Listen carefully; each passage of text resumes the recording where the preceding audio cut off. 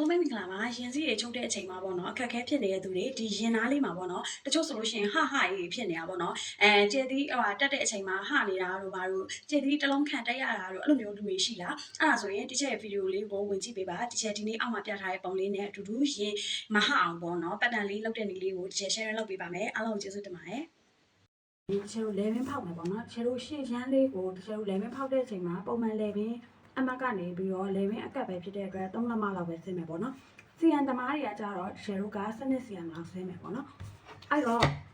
လေဘင်းလေးကိုတိုက်ကတ်တာမဆိုင်ရင်ဘေးကို4စိတ်လောက်သွားလို့ရတယ်စီယန်သမားတွေက 1.5 လောက်သွားလို့ရတယ်နော်အဲ့ဒါလေးကိုတစ်ချက်လက်ကလေးနဲ့ပဲဝိုက်ပြလိုက်မယ်နော်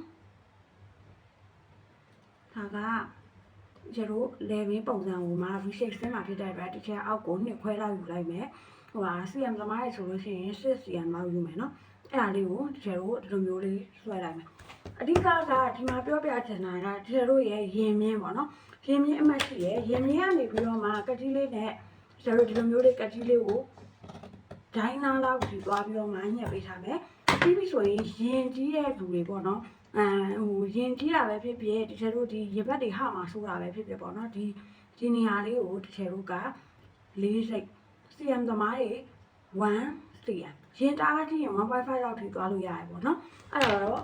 ကိုယ့်ရဲ့ထုတ်တဲ့ဒီပေါ်မူတည်ပြီးတော့မှတကယ်လို့လုပ်ပေးရမယ့်ဟာလေးပေါ့နော်အဲ့တော့တကယ်ကဒီမှာဒါလေးကိုဒီမှာ4စိတ်လောက်လေးလိုလေးဟာပြီးတော့မှအစားထိုးပေးမယ်ပေါ့နော်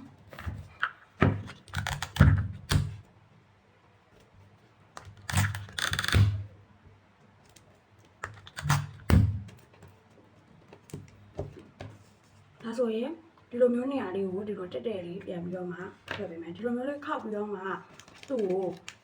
မှတ်ရင်လည်းရတယ်ပေါ့နော်အတူတူပါပဲအဲ့တော့ဒီလိုမျိုးလေးထားလိုက်မယ်ဒါကကြတော့ဒီလိုအင်ကြီးကိုက်တဲ့အချိန်မှာဟာပေးထားမယ်နော်ဒါလေးကိုဒီထဲကဒီလိုမျိုးလေးညှက်လိုက်မယ်ဒါလို့ရှိရင်ရင်အရင်ကြီးတဲ့လူတွေဆိုရင်ဒီထဲတော့မဟာတော့ဘူးပေါ့နော်နောက်ချမ်းလေဘင်းကတော့ရှေ့ချမ်းနဲ့တွားပြီးတော့တိုက်မယ်တိုက်ပြီးတွားပြီးဆိုရင်သူ့ကိုခြေတို့ကအောက်ကိုတက်လာမှာပေါ့နော်စီယန်သမားတွေဆိုလို့ရှိရင်တော့သူ့ကို 2.5 ဝိုက်ပေးလိုက်မယ်နော်ဒီမှာ white တော့သုံးထားဖြစ်တဲ့အတွက်နောက်ရင်မြင့်ရဲ့အပေါ်ကို40လောက်တက်မယ်တက်ပြီးရင် white တော့ကင်မယ် white တော့ကိုဒီလိုလေးကင်ပေးမယ်နော်